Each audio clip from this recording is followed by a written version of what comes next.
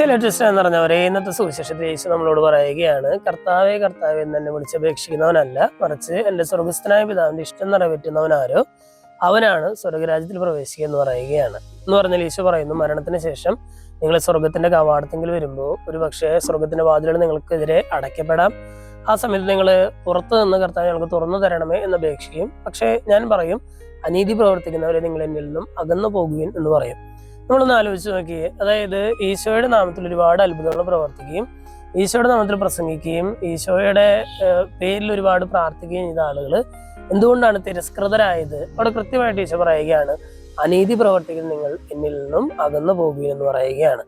പ്രാർത്ഥനയും പ്രവൃത്തിയും ഒരുപോലെ പോകണമെന്ന് ഈശോ ഇന്നത്തെ സുവിശേഷത്തിലൂടെ നമ്മൾ ഓർമ്മിപ്പിക്കുകയാണ്.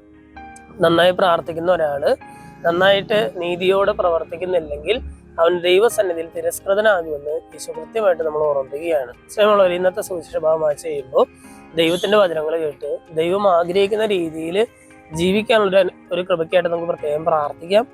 അങ്ങനെ ദൈവം ആഗ്രഹിക്കുന്ന രീതിയിൽ ജീവിച്ച് ഏറ്റവും ഒടുവിൽ ദൈവസന്നിധിയിൽ സ്വീകാര്യനാകാനായിട്ടുള്ള ഒരു വരത്തിനായിട്ട് നമുക്ക് പ്രാർത്ഥിക്കാം. ദൈവം നമ്മെല്ലാവരെയും സമൃദ്ധമായിട്ട് അനുഗ്രഹിക്കട്ടെ.